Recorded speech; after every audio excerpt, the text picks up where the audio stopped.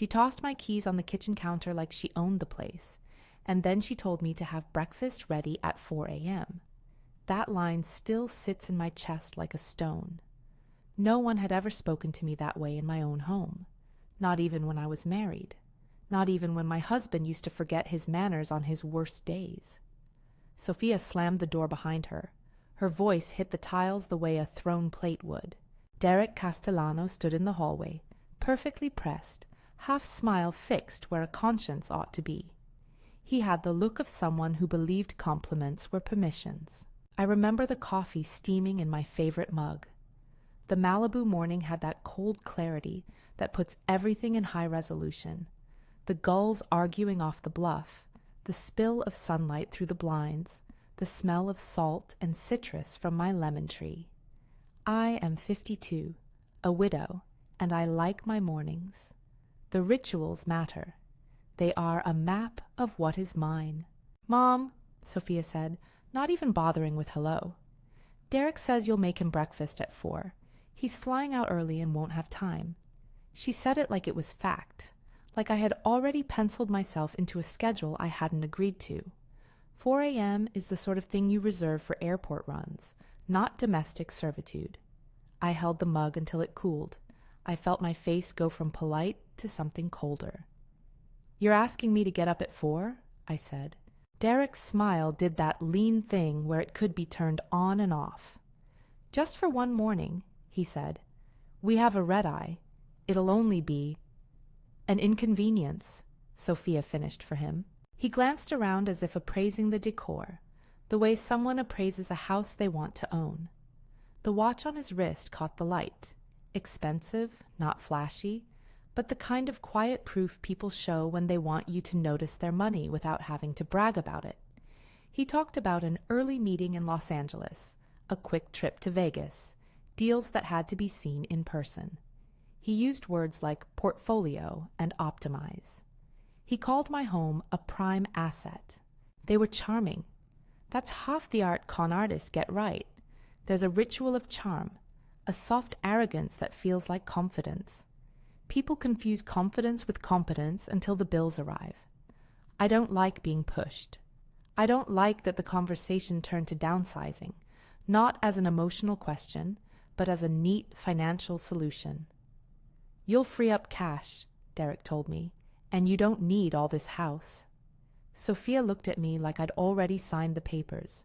I remember the precise angle of betrayal. Not shouting, not a scene, but a single polite sentence that declared me an inefficiency to be corrected. "We thought, for your safety, you might consider a smaller place," Derek said. Safety. That word, the way it is used, is a soft sled to justify another person's takeover. It is the single most useful word a predator can use. I let them stay the weekend, mostly because Sophia had been through a rough patch after the wedding. Although wedding is generous for what it was. A brisk courthouse affair in August, a neat little ceremony that had the efficiency of a corporate transaction. They moved in like new furniture. They left suitcases in the guest room and a calendar on the fridge that had Derek's shorthand scrawled over Sundays as if the house belonged to him now. The first few days, the little things made me watch him. He offered helpful comments about my phone, about my doctor, about the way I parked the car. When he made a joke about simplifying estate matters, I laughed too quickly so I wouldn't show how it landed in the wrong place. He was always looking, at my ledger in the living room, at the photograph albums, at the corner where my late husband's small desk sat, a familiar cluster of pens and notes. He knew how to look without seeming to look. My suspicion started like a bruise, slow to show, then suddenly obvious. He had an entire vocabulary of benign phrases that were designed to lower my guard. He'd ask where I kept my important papers, casually. He'd offer to review my investment statements. When a man asks to see the keys to the house in small, patient ways, he doesn't ask for them all at once. The asking is a process. I did what a lot of women my age have learned to do. I followed the breadcrumbs with my eyes closed. I didn't want to imagine what the trail might lead to. But the scraps of information started to knit into a pattern. There were small anomalies in the way he described his work. He talked about companies that didn't sound like real companies. He volunteered names that Google shrugged at. Then there was an afternoon when Derek dropped his wallet on my kitchen counter while reaching for a plate.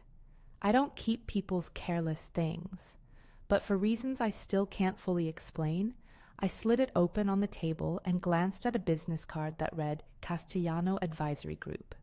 The phone number was generic. The domain on the email looked professional, but the website?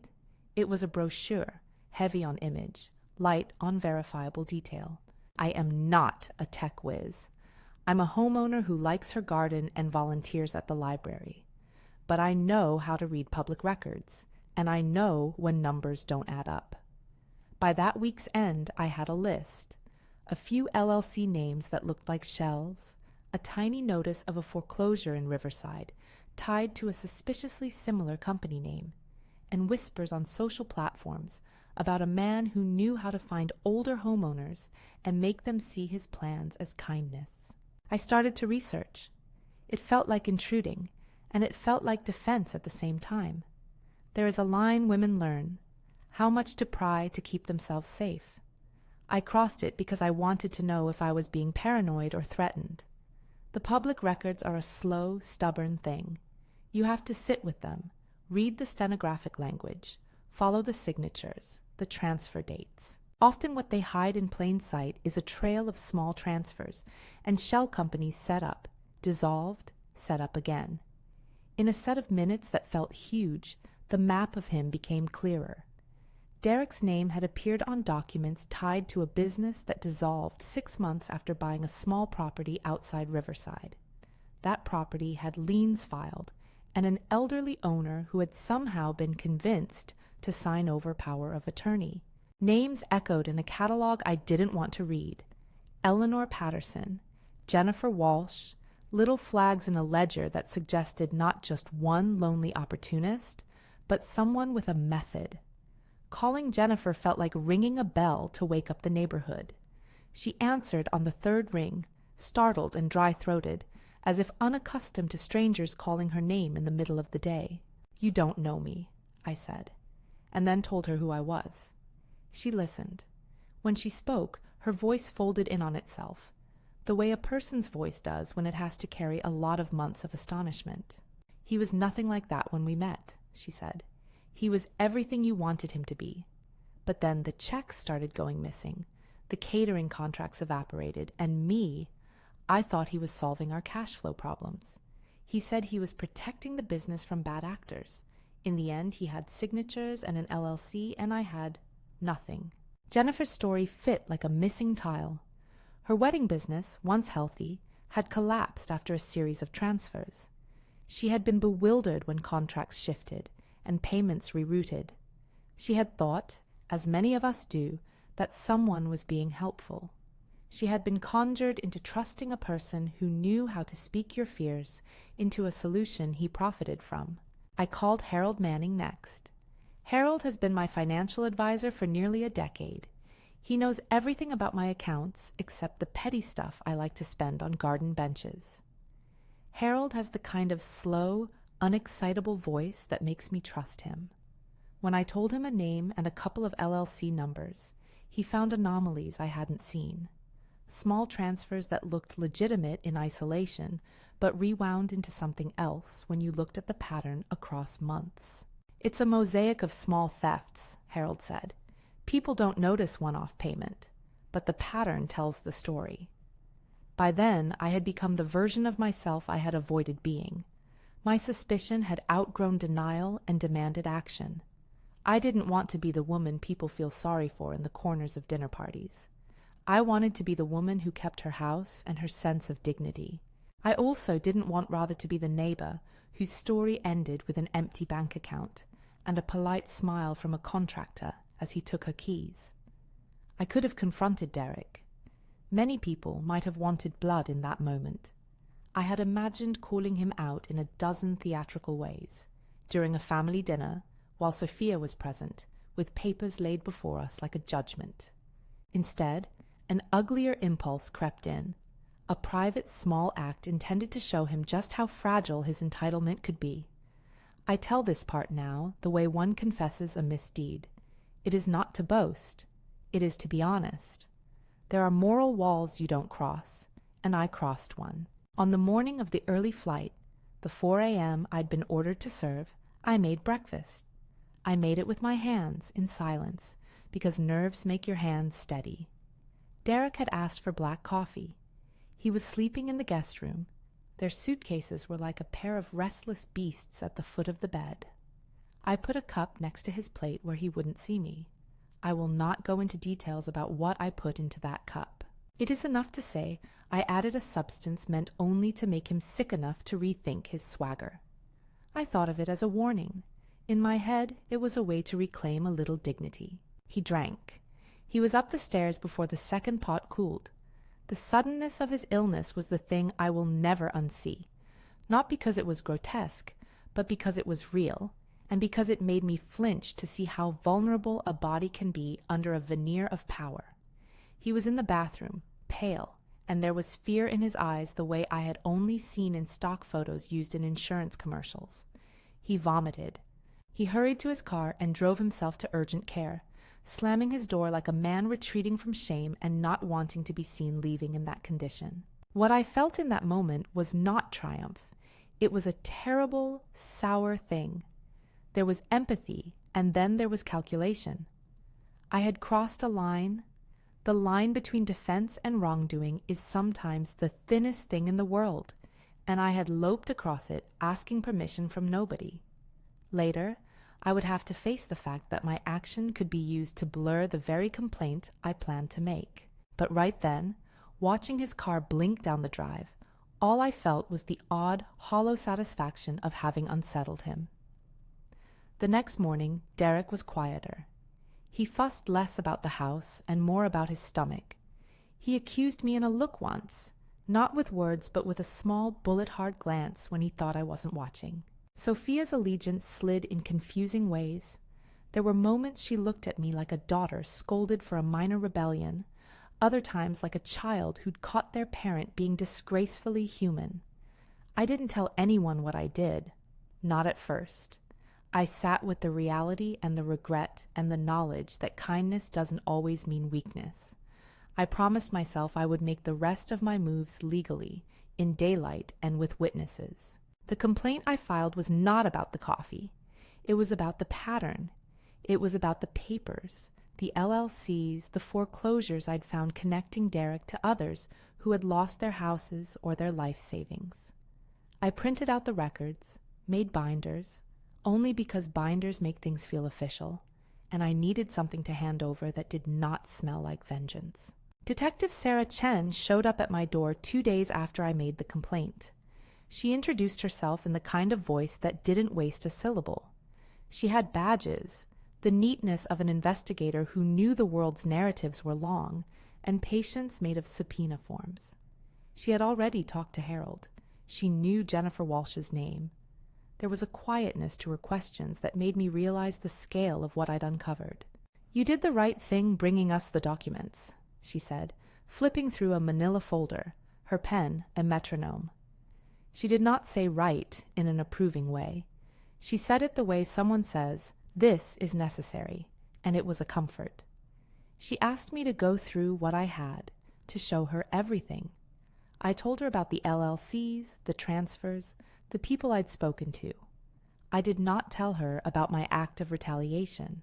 I did not tell her because I was ashamed, and because I feared my own impulse would eclipse the fact that there was a network, that people had been hurt. Detective Chen's phone buzzed with the news that a federal agent wanted to talk. That was the first time I heard the word FBI. It came into the room like an exaltation and a threat at once. She closed my folder and said, "This isn't small." She rubbed her temple.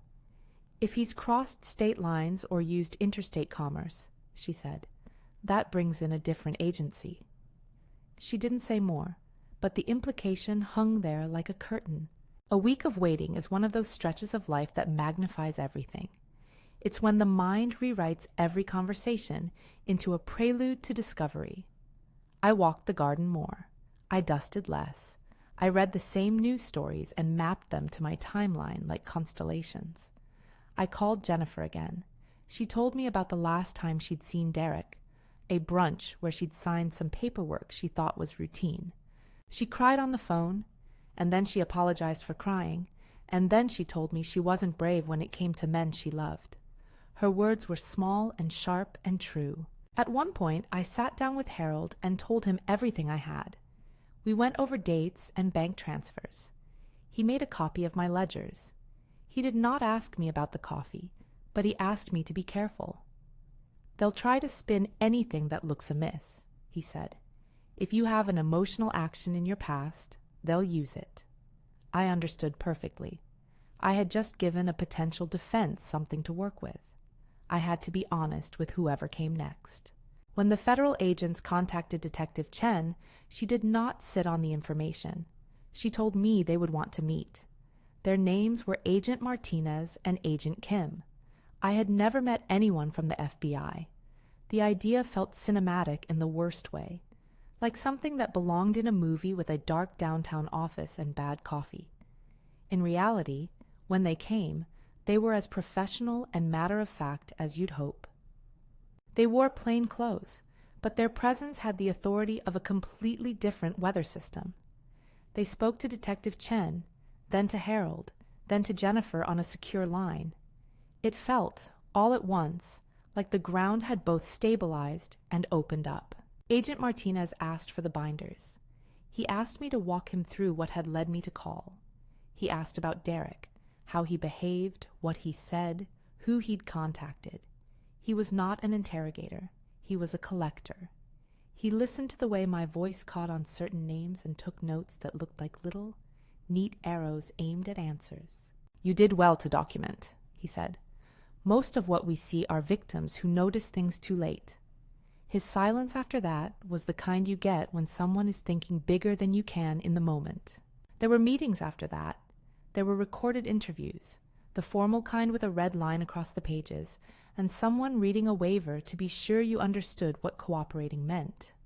Detective Chen asked me, gently, if I had done anything I needed to tell them. What she meant was the coffee. My throat closed. I told her the truth because the alternative felt like lying to the very people I was asking to help me. She did not glare. She made a face I still remember. Not condemnation, but gravity. "You need to be honest," she said. "We can protect you for telling the truth. We can't if you keep things from us, and they come out later." I confessed, haltingly. I told her I had made him sick, and that I regretted it. I told her how small and monstrous it had felt, how much I hated that I'd let something inside me that was mean and scared take over. For a moment there was human noise, the tick of a pen, the hum of the AC. Detective Chen asked if he had made any threats after getting sick. I shook my head. "No threats," I said, "just a look." "You did the right thing by telling us," she repeated. "We'll note it. We have to be thorough." I could feel the shorthand of policing. They log everything. They weigh everything. I had handed them more to weigh. After I spoke with them, the paperwork went from my kitchen binder to thicker manila folders stamped with evidence numbers. They took copies of everything. Harold stayed with me the day they took a laptop. He looked at me like someone who had seen his friend stripped down to her bare bones and understood it was for a building backup. My house felt quieter, as if the air had been cleaned and replaced with something clinical. That was part of being in the middle of an investigation. Your home becomes an evidence room, and you are both witness and subject. "I can put you in touch with victim services," Detective Chen said as she prepared to leave. "They can help with any fallout, and if this turns out to be a pattern, you'll have our support." I meant to breathe. Instead, I went into the garden and looked at the rosebush that had finally produced a stubborn flush. It felt obscene to look at blooms when the rest of your life was being catalogued. The days that followed were jagged. Phone calls, emails that required delicate replies, a sense that any casual remark could be taken to mean carelessness. At night, I slept badly, thinking of the women linked to Derek's name in my files. At 2 in the morning, I would wake and imagine them, their kitchens, their photo albums, the small domestic corners that predators see as opportunities. Then, one evening, the phone rang and Detective Chen's voice was sharper than usual. "You need to keep your phone on," she said. "We may have federal interest. Do not make decisions without speaking to us directly." The legal tangle of jurisdiction and the technicality of wire transfers and interstate commerce are not things I could fully follow. What I knew was that someone outside my county had eyes on my complaint, someone with a badge that made my stomach flip in a way that wasn't the same as fear. It was the kind of adrenaline that suggests rescue is possible. The day before the knock, agents came to my house with more questions. Agent Martinez asked about Derek's friends, his known businesses, places he'd been in the last 6 months. Agent Kim took photographs of the guest room where they'd slept. They moved around my home with quiet efficiency, careful not to make it feel like a raid, careful to let me remain the woman whose kitchen they had to enter to do their job. Sophia watched all of this with a complicated expression.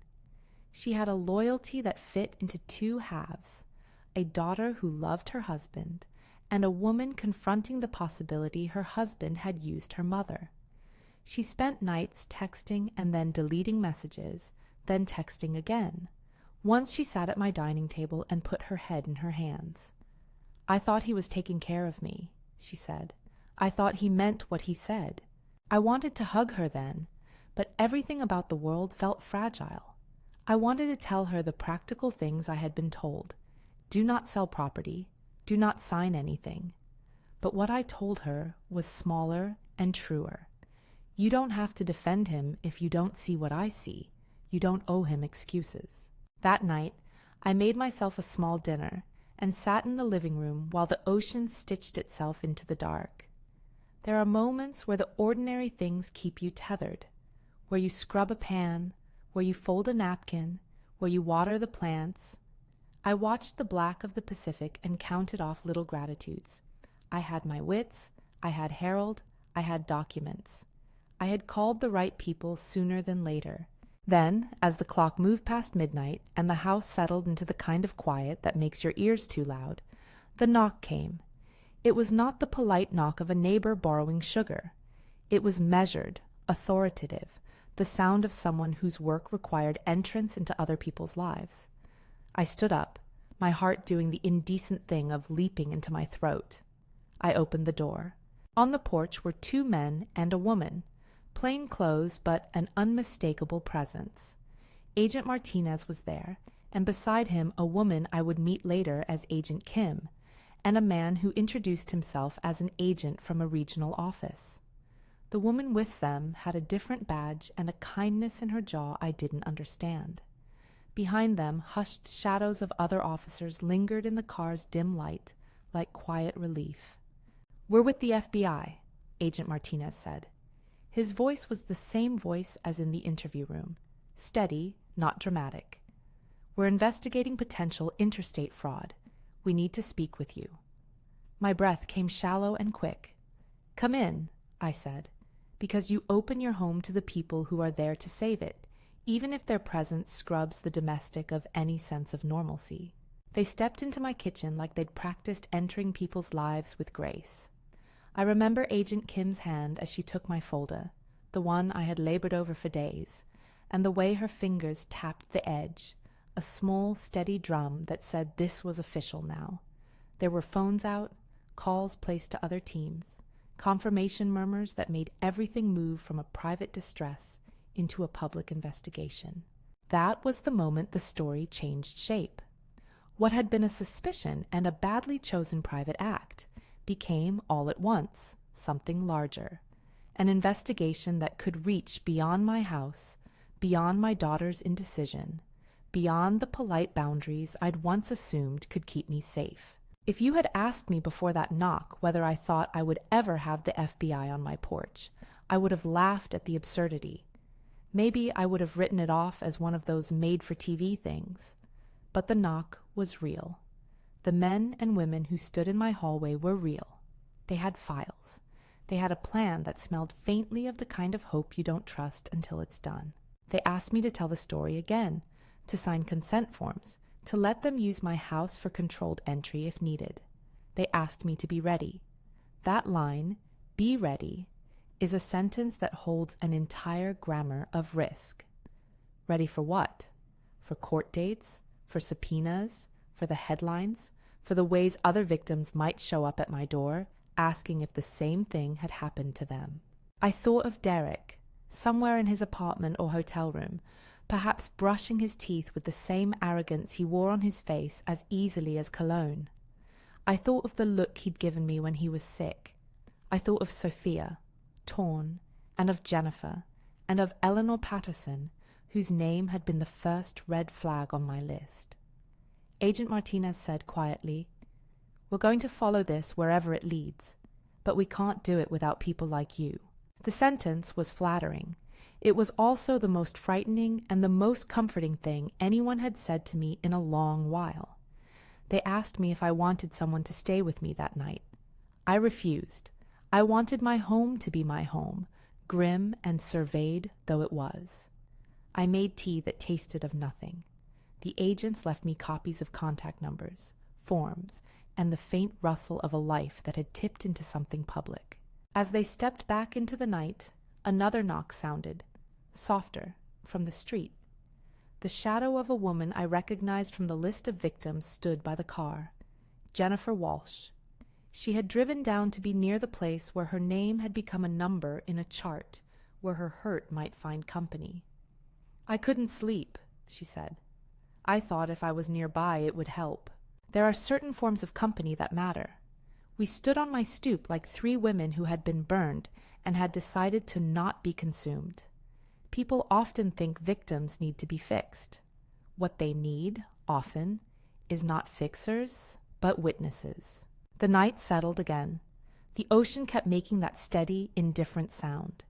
Inside, I made myself small and tried to remember that the morning I had been ordered, the morning I had been told to be someone's maid at 4 a.m., had been the beginning of something else entirely. It had been the first tiny push that sent me down a path I could not have imagined. I had not yet seen the full outline of the network. I had not yet watched Derek's empire unspool. I had only, in that moment, the curious mixture of relief and dread that comes when power shifts. The people who knock on your door in the dark are not always enemies. Sometimes they are the beginning of accountability. They left me with a promise to call in the morning. They left me with an instruction to keep my phone charged and to not confront Derek under any circumstances. Agent Martinez's eyes softened when he heard Sophia's name, and I felt in that look a willingness to treat a messy family with care rather than as a problem to be stamped out. I sat at my kitchen table until the sky began to iron itself into gray. I thought about the next steps. Evidence would be collected. Subpoenas would be issued. There would be hearings. There might be arrests. There might not be arrests. The legal part of me, the part that Heather, my late husband, used to call my practical northern self, whispered cautions. The human part of me wanted to stand up and cheer, because something that had feigned kindness for profit might finally be stopped. When the morning came, I had bruises of worry beneath my eyes, and a thin resolve that tasted like lemon rind. I knew I had been reckless. I knew I had been brave in a way I didn't want to romanticize. Mostly, I knew there was a long road between a complaint and justice, and that road was paved with paperwork, testimony, and the willingness to be seen. Before I left the house for what would be a long day of interviews and follow-up meetings, Sophia found me in the kitchen. She put a hand on my shoulder without speaking. "I'm sorry," she said. "I don't know why I didn't see it." "It's not your fault," I said, and I believed it, and I wanted her to believe it too. We both looked toward the guest room where their suitcases still sat, as if the decision to unpack or leave them would be a barometer of the choices ahead. She turned away first and picked up a suitcase, then hesitated. The house felt heavier now with the presence of other people's business in it, but it also felt anchored. Maybe that is what happens when you decide to stand instead of shrink. Your home stops being a thing to be taken and starts being a thing you are prepared to defend. When the door closed behind us, the sky was clear, and the world felt enormous and small at once. I did not know how many others there were like me. I did not know if this would become a headline or a footnote. I knew only that I had made a choice, that I had told the truth, and that there were now people with badges who were ready to follow the paper trail I had found. The knock had been the turning point. What I didn't yet know, and what would change everything, was how far the trail would go, and who else would be waiting at its end. They left me with a promise to call in the morning, and they kept that promise. The first call was a confirmation, a soft, efficient voice checking that I had my phone charged and that I understood not to confront Derek. The second call, later that day, was Agent Martinez with a plan that felt both precise and terrifying. "We think he's part of a broader ring," he said. "We need to see where his money goes and who else he talks to. We want evidence that ties him into interstate activity. It'll be slow, it'll be messy, but it's workable if you're willing." I let him finish. I heard the careful cadence of someone trying to make law enforcement sound like an option rather than a demand. He was offering me a way to turn a private violation into something public, a way that might keep someone else from being fooled next. I said yes. Cooperating with the FBI is less cinematic than the movies make it appear. It's a lot of forms, a lot of waiting, and a discipline that insists you behave like a witness even while your whole life feels like the center of a story. They arranged a safety plan, meetings at the local precinct, a secure line to call if anything changed, and a small team that would shadow our interactions without making me feel policed. I met with other specialists too, a victim services coordinator who explained how to prepare for trial, and a forensic accountant from the U.S. Attorney's Office who walked me through how bank transfers can reveal patterns. That forensic accountant, an unassuming woman named Maria who wore her hair in a tight knot, became my favorite kind of ally. She had a way of seeming to like spreadsheets, like they were puzzles rather than proofs of theft. When she laid out the transfers Derek had facilitated, the lines on the page didn't look like theft so much as a slow, deliberate eating away. Tiny amounts here, a series of shell entities there, checks redirected. The picture she painted wasn't loud, it was meticulous. It took time to understand how someone could make a life vanish with polite, legal-sounding sentences. Agent Kim and Agent Martinez held a series of tactical meetings that left me feeling alternately reassured and oddly exposed. There were lawyers at the table, a special agent from a financial crimes unit, and Detective Chen, who moved like a hinge between the local and federal teams.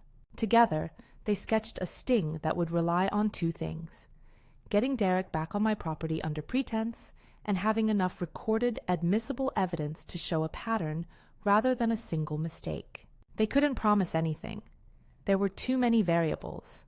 Derek could refuse. He could suspect. Or, the thing I feared every time I allowed my imagination to wander, he could react dangerously. "If he arrives armed, we will have contingency plans," Agent Martinez said without elaboration.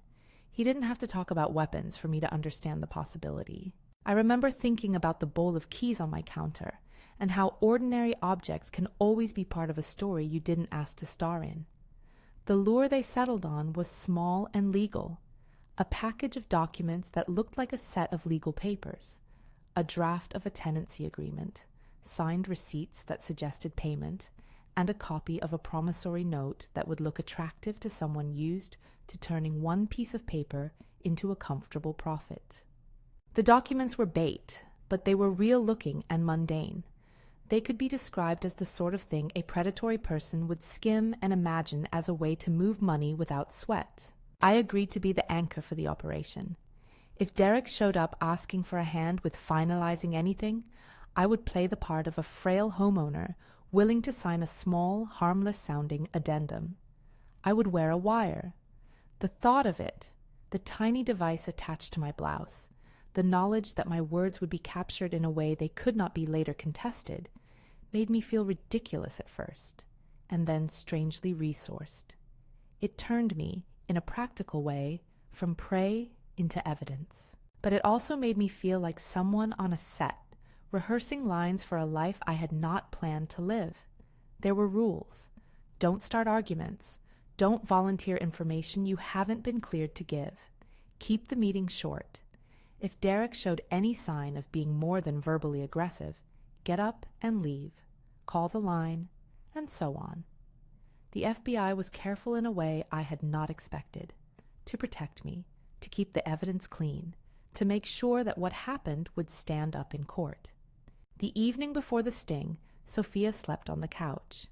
She had come home with a suitcase and a face that looked like a person who had been living inside a question for too long.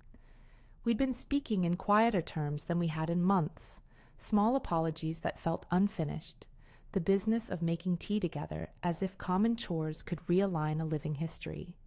She touched my hand in the kitchen and said, "If this works, Mom, I'll go with what's right."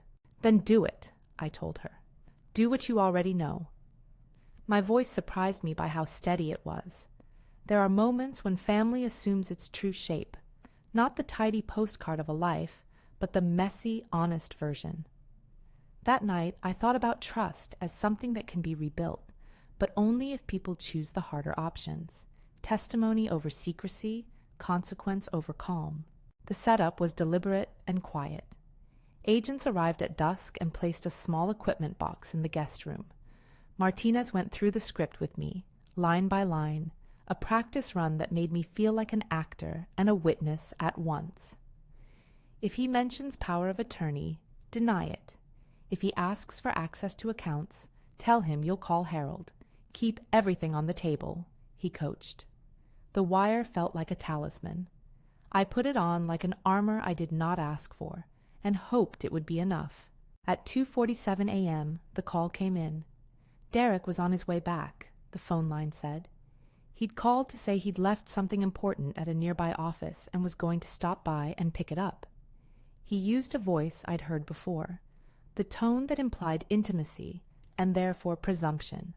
"We'll be quick," he'd say, "just some paperwork." The agents moved like a shadow choreography. One team took up positions outside the property, another tucked behind the garage with night vision gear, and two went to a nearby alley to prevent a car getaway. The agents in my kitchen reminded me of nothing I had ever seen on a stage, efficient, calm, without bravado. Agent Kim checked the hidden mic one more time and nodded. Detective Chen mouthed a short, unreadable sentence that I would later find out was a prayer. When the doorbell rang that night, I felt exactly what parents must feel when a child returns home late after being somewhere dangerous. Acute desire that nothing go wrong, and a cold, awful knowledge of how mutable safety is. I opened the door. Derek stood at the threshold like someone making himself at home in a life that didn't belong to him. He wore the same measured charm and the same watch that caught the light. He had the look of a man who expected doors to open for him. He stepped inside and said words that had the casual ease he used like a key. "I thought I left those files here. You know how it is with travel. I found a place to park around the back." I invited him to the kitchen table. He ran a hand across the documents on the counter, the bait, and murmured how grateful he was to find such order in the chaos of travel. I said small things. Yes, the papers were where he'd left them. I asked him if he was feeling better. He shrugged it off. He wasn't suspicious. Not yet. That was his mistake. For a while, the conversation was benign. Talk of flights, of meetings, of a potential client in Las Vegas. He complimented the tea. I kept the script. I suggested we sign a small line so that the realtor could move forward on a consultation. He obliged, bold as if every nothing word were an opening. His hand was steady. My mic picked up the scrape of ink on paper and a string of casual admissions that, when the agents later pieced them together, would read like a confession of habit rather than a single misdeed. Then something happened in the way people do when their plans don't fully contain the person in front of them. He adjusted the tone of his voice and asked, offhand, whether I'd considered making certain documents simpler, whether I trusted him to handle the technical stuff. He was angling. I could feel the old irritation flare, that feeling of being under assessment. I answered as instructed. I said I preferred to speak to Harold. He smiled thinly and asked again if there was a way to expedite things. That's when I saw the movement at the foot of his jacket. Not a graceful flourish, but the kind of hand that might reach for something hidden. There is a second in these situations when time condenses, and you become aware of every small sound. A clock on the wall, the ocean far away, the soft footfall in a hallway. I heard Agent Kim's quiet instruction. Hold. I felt my heart thrum. My throat tightened. I did not move. I was both the bait and the baiter in a scene that could have been a tragedy. Derek's hand came up, and for a flash everything that had been contained by smiles crashed into something raw and dangerous. He reached as if to produce a tool of threat, and for a moment I understood the full possibility of harm. Someone in my house, my daughter, my friends, my own sketches of life, could be at risk. Instinct and training collided. The agents who had rehearsed every contingency acted with a speed and precision that only training gives. The weapon was disabled before it left the jacket, a quiet, controlled maneuver that left the air charged and the room smelling faintly of adrenaline. No one shouted, no gunfire. The world tilted for a breathless minute, then steadied. They cuffed him where he staggered, the astonishment on his face more hungry than surprised. He spat words, legal threats, a vow that this wasn't the end, but his voice was already catalogued by microphones and body cams. He tried to pull something back, a paper, a folder, a phone. Hands moved. Detective Chen's voice finally rose, cool and official. You are under arrest by the FBI for conspiracy to commit wire fraud and related charges. He had the kind of instant denial people practice in mirror rooms. His eyes darted to me once with something like hatred, and then were led away. There is a clarity in watching someone removed from your home by law enforcement that I had not expected. It is not cinematic. It is small, procedural, and yet it contains a social relief that is almost physical. People who have been befriended for ulterior motives are returned sometimes to the quiet fact of their misdeeds. Derek proclaimed his innocence in the car, in the way people who profit from charm often do, promising that people would see he'd been wronged. The officers did not indulge his theater. That is their job, and for the first time in weeks I felt that the job answer would be better than the theater I had been forced into. The next hours were a blur of paperwork and phone calls. They read him his rights. They took his phone. They began the process of inventorying what law enforcement calls evidence. Agents moved through my house with practiced gentleness, securing what they needed and leaving me with notices. You may be summoned. Do not speak to the press. Let victim services call you. You are safe for now, but be careful.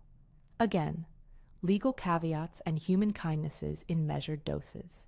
It turned out that Derek's phone contained a brittle web of transactions and messages. Between multi-state transfers and coordination with other accounts, the agents found traces that pointed beyond him. That was the thing that surprised me most, that a person who lives by charm also leaves digital crumbs, and that those crumbs can be gathered into a net. Within a week, other arrests followed. Marcus Webb, who showed up in a few documents as a middleman, was picked up in another county. We would later learn that he managed travel logistics and false vendor accounts for the ring. Eleanor Patterson, whose name had been the first chill on my list, had been targeted by the same pattern of polite offers and misplaced trust. She had been coaxed into signing over certain access, but thanks to a neighbor's eyebrow and a lawyer's quick look, a catastrophic transfer had been halted in time. Jennifer Walsh's evidence was instrumental. She gave a devastatingly precise account of how contracts had been altered and payments rerouted. Carol Peterson, who Agent Kim heroically identified as a woman on the verge of a similar loss, was rescued before anything irreparable happened. We became, for a time, a small constellation of women who had been touched by a system that could have erased them. We bore witness to one another in ways that felt restorative and raw. The legal process moved at the pace of institutions, sometimes painstaking and often maddening for someone who wanted immediate closure. There were grand juries, sealed indictments, and a sequence of hearings where the language of law felt both remote and intimate. I sat through hours of testimonies and redactions, watched the prosecution build a narrative out of spreadsheets and emails, and learned the discipline of being specific without being bitter, factual without being cold. The defense filed motions. The newspaper called. There were times when I wanted to scream about the smallness of some legal responses, the way they tended toward abstraction, and times when I was grateful the work was being done in such a methodical way. My own role shifted. At first, I was merely a witness. Then the agents asked me to participate in a few controlled follow-ups, phone calls where my voice would be monitored and documented, meetings staged to attract attention. Each time I volunteered, the sense of agency grew. It is an odd psychology. What once felt like shame, that feeling of being targeted for vulnerability, turned into a resource. There is a certain power in telling the truth and handing it across a table where people know how to use it. Sophia's journey was slower and more public. At first, her instinct had been defensiveness, which I understood. Love does not always make logic. It makes commitment. But as facts accumulated, as bank statements and signed affidavits stacked up, her defenses softened. She reached out to people Derek had accommodated and asked hard questions. She sat through my interviews, sometimes silent, sometimes offering clarifications. When Agent Martinez asked her in a private meeting whether she would consider cooperating, her throat moved. "I want to do the right thing," she said, "even if it hurts." That kind of honesty was the most difficult thing in the world, and it turned out to be the most necessary. We were careful about victim impact statements. The legal counsel advised us to be measured, to focus on facts and consequences rather than melodrama. But impact cannot be hemmed in entirely by caution. There were moments in courtrooms where I watched elderly faces in the gallery, eyes bright with stories that matched pieces of my own puzzle. Jennifer spoke with a steadiness that was like sharpening a blade, precise, necessary, and resolute. Eleanor, who was shy in ordinary life, told a prosecutor how she had been talked into signing a paper she did not fully understand. Her voice trembled, but her words hit like cinder blocks, small, solid, and impossible to ignore. There was no sudden end. Legal cases are not finales. They are processes stretched across months. Some of the money was traced and recovered. Some of it was not. Derek fought in court with all the syrupy charm he had used to open doors. He denied, obfuscated, and blamed. He launched a counter-narrative that tried to paint me as a hysterical, manipulative woman whose acts were as bad as any fraud. I had to sit through that, and it was difficult to watch someone try to twist my worst moment into an excuse. That's the part the movies never elaborate. The cost of telling the truth publicly, when your own mistakes are also part of the record. There were op-eds that sympathized with him, columns that argued for second chances, and people who quietly wondered whether a woman my age had overreacted. Those moments stung, but they also taught me something. The truth can be messy, and accountability is not a performance. It is a practice. Some things, however, transformed in ways I had not expected. The task force that grew around our case did not end with Derek's arrest. Because the pattern extended beyond one county, and because banks and lawyers began to notice a cluster of similar stories, the FBI created a working group, and my name kept coming up as someone who had the lived experience prospective agents needed. They asked me if I would speak to other victim-led groups. Then, more formally, they asked me to consult with their training unit. At first, I balked. Who was I to train federal professionals? But there is a hunger for practical insight agents can't get from manuals. The small knowledge of how predatory charm tastes in the kitchen, the phrases a con artist uses to normalize irregularity, the quiet tricks that redirect suspicion. I did workshops that started in small conference rooms with makeshift coffee and ended in earnest conversations about prevention. I sat with agents and told them what it felt like to be persuaded by the language of safety, the cosmetic of concern that camouflages control. I walked prosecutors through the moment by moment of how a predatory relationship forms, the compliments that become demands, the offers of help that become leverage, the polite sentences that add up into a scheme. They listened. They asked questions. They adjusted their checklists to include things I had called to their attention in my binders: patterns of shell companies, repeated usage of certain power of attorney clauses, and small payments that, when aggregated, meant a lot. People began to reach out. Sometimes it was just a message: "Thank you for telling your story." Sometimes it was a call from a woman who was shaking because a man with a nice watch had just asked to see her will. I listened to many of those calls. I set boundaries. I recommended victim services, legal aid, and the resources the agents had put me in contact with. I refused to give legal advice, but I did offer empathy and a checklist of questions one could ask a lawyer. The work expanded beyond me. Banks began implementing flagging systems, and a few local real estate agents started to take elder safeguarding courses. None of it felt like a panacea, but it felt like progress. There were hearings, too, where I testified about Derek's methods and about my own misstep with the coffee. That latter confession was perhaps the most human thing I offered the court. I did not seek to minimize it. I explained why I had done it, my fear, my need to feel in control, and I accepted the judgment that this action complicated an easy narrative. The judge listened and made a notation that would later be used in sentencing considerations. That legal fact was sobering. It reminded me that even rightful anger has costs that cannot be erased by a later good deed. Derek's trial was long. He had a defense team that argued mitigation, constructed character witnesses, and attempted to make his methods seem like legitimate business strategies. The prosecution countered with a litany of transactional proofs and victims' testimonies. In the end, the jury's work was not my business to predict. What I do remember is the quiet when the verdict was announced, the way the room held its breath as if waiting for a storm to pass or to break. Beyond the courtroom, life had its own demands. There were changes at home, more locks, a new habit of keeping copies of important documents with my financial advisor rather than in a single drawer, and a sense that the world had become both smaller and safer. Sophia moved in with a woman she'd met in a support group. They rented a small apartment a few blocks away. Our dinners were less crowded, but they were more honest.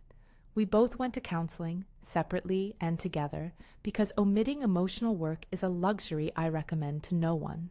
And yet, the arc of what began with a tossed set of keys and a demand for 4 a.m. breakfast kept unspooling into something I did not anticipate: legislative interest.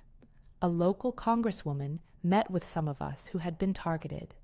She listened to a group that included Eleanor, Jennifer, and me, and she convened a small hearing about elder financial abuse. It was modest, a committee room with coffee and microphones, but it brought legislators face to face with evidence they could not ignore. Bills were proposed that would increase transparency around powers of attorney, require banks to flag certain patterns of activity for further review, and fund elder protection education programs. Those bills are not magic, and they do not fix everything. But they did open a door. Policy followed testimony, and testimony led to a small set of protections that, for some people, can feel like a life jacket. The public attention was odd. People I had not seen since high school emailed and said they were proud of me. Neighbors dropped off casseroles. A journalist called wanting to write a women versus con man feature, which I declined because I did not want my life turned into headline bait. I chose instead to work quietly through workshops and training. My measure of success was simple: whether one more woman would call her bank before signing away a house she loved. There were moments of fatigue. Sometimes I woke and thought only of the corporate-sounding name Derek had used, and I would feel the exhaustion of recounting the same details to investigators, to lawyers, to lawmakers. But every time a woman told me a story of how we'd helped her avoid a loss, the weariness seemed to be transformed into something else, a sense that my pain had been converted into purpose. Sophia and I rebuilt something that was not the old normal, but a new, honest normal. She apologized in ways that were not theatrical. She attended meetings with me and sometimes led parts of them when she had insights only someone who had lived both sides could provide. Her relationship with Derek ended with legal distance and a public record that neither of them could rewrite. She chose cooperation. She chose, eventually, to leave. That choice was hers entirely, and it was the one that mattered. We mended slowly, with conversation, with small acts of trust rebuilt like tiny repairs on a fence. As for me, the house remained, scarred in ways that love and time can mend, but fundamentally, my place to keep. I started to do more public speaking, not as a celebrity of misfortune, but as someone who could translate domestic detail into prevention strategies. I taught small groups how to recognize the soft words predators use to create leverage, and I spoke to bank compliance officers about the patterns that systems often miss. I worked with a nonprofit that created clear pamphlets for seniors about what questions to ask if someone recommends changes to their legal affairs. My role was not glamorous. It was bureaucratic at times and deeply human at others. One afternoon, I received a letter from a woman in Oregon named Liza, who wrote to thank me. She had a 90-year-old aunt who was being courted by a man with better teeth than manners. Liza said she'd read about our case and that she'd confronted the situation and saved her aunt's savings. "We never knew until we saw your binders," she wrote. "We never thought a con could be so gentle." I kept that letter in the top drawer of my desk. It is perhaps the closest thing I have to a medal. There were also quieter victories. Recovered assets returned to a few victims, stronger oversight at a local title company, and a small grants program that funded elder protection education. None of these are absolute cures. Some money is forever lost, and some relationships can't be repaired. But they are increments, the kind of slow change that happens when people with power and people with experience collaborate. Derek's sentencing was a day I imagined in 1,000 ways. In the end, his sentence reflected the complexity of prosecuting nonviolent financial crimes. There were restitution orders, some practical, some symbolic, probationary elements, and a period of supervised release. The court's decision was not a remedy for what had been taken, but it was a moment of accountability, a recognition that actions have consequences. I do not say that with triumphalism. I say it with the tired satisfaction of someone who has watched systems work, imperfectly, toward consequence. When the dust settled, I found myself looking at the same simple things that had always mattered. The lemon tree by the kitchen window, the same mug I'd used that first terrible morning, and the photograph albums where the pages resisted being taken. I continued to volunteer at the library. I began a series of talks in community centers called House Rules, where we discussed everything from who to call if a friend seems isolated to what to do when a stranger is suddenly helpful. Those talks were small and ordinary, and I loved them for that reason. Ordinary is often the place prevention lives. Friends sometimes asked me if I regretted the earlier act of private retaliation, the thing I had confessed in that small interview room. I do regret it. I regret that I allowed fear to justify an action that could have compromised an entire investigation, or worse, hurt someone in a way that would have taken away moral authority. But regret is not the same as self-hatred. It is an acknowledgement that even in survival, we can make choices that complicate a clear path to justice. If there is a single thing I would tell someone watching this, someone who might be sitting in their kitchen with a polite stranger in their living room, or a new partner who wants to help with finances, it is this: Keep your own paper trail. Talk to someone you trust before you sign. Call a lawyer who specializes in elder law. And if something feels like a pressure disguised as kindness, treat it like a red flag. There is no shame in asking questions. That small shift, from shame to curiosity, is surprisingly powerful. The FBI task force continued long after Derek's case closed. They applied what we had learned to other investigations, and other arrests followed. Marcus Webb's plea agreements exposed more nodes, and the work slowly dismantled a network that had relied on charm and distance to create profit. Some leaders of the scheme were never found. Some money was irretrievable. That is the bluntness of these crimes. They thrive in legality's shadows. But the task force's work made those shadows smaller. A year after the knock at my door, we held a modest community forum in the church hall near my house.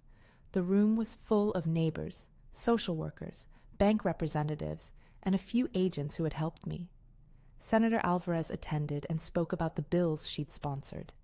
Eleanor and Jennifer came and sat at the front. Sophia stood near me with a baby in her arms, a new life that seemed to demand different priorities. We were not triumphant. We were simply there, together, a group of people who had been damaged and who had decided to do something with the knowledge. As the meeting ended, a woman from the audience stood and asked a practical question about how to broach financial conversations with an aging parent. I answered the way I had learned to answer, with bluntness softened by care. Start with respect, I said. Ask questions. Bring someone neutral to a meeting. Make sure documents have independent oversight. Don't let fear keep you from asking for help. It is messy, but it is honest.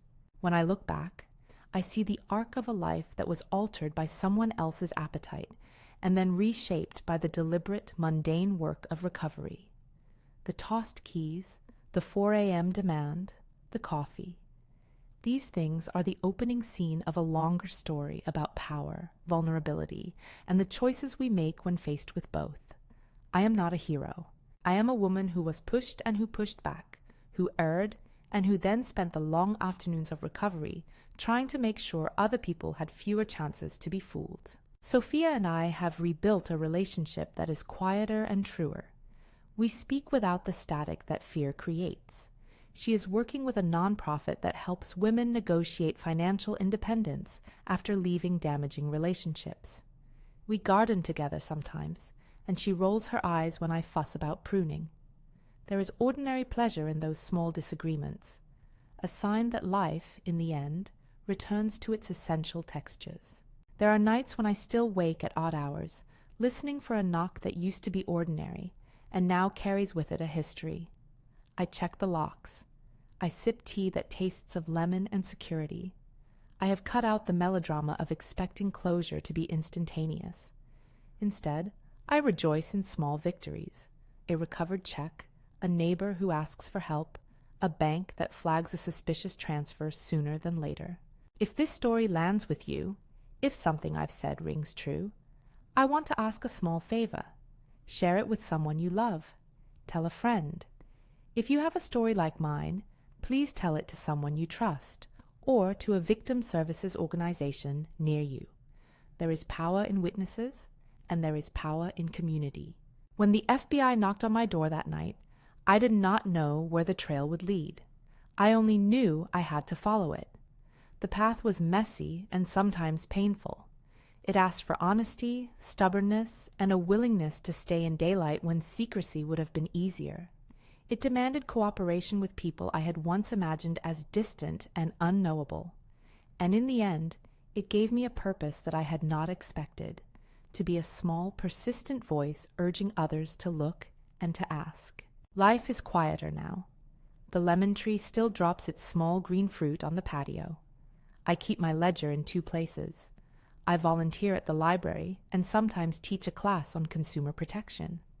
I still like my mornings. They remain a map of what belongs to me. I make coffee on my timetable. I do not offer breakfast at 4 a.m. unless someone else is actually leaving for a flight. Thank you for listening to this story. If it helped or moved you, Consider subscribing and sharing it with someone who could benefit. And if you or someone you know is dealing with a similar situation, reach out to local victim services or elder protection organizations. They can point you to resources and guidance suited to your circumstances.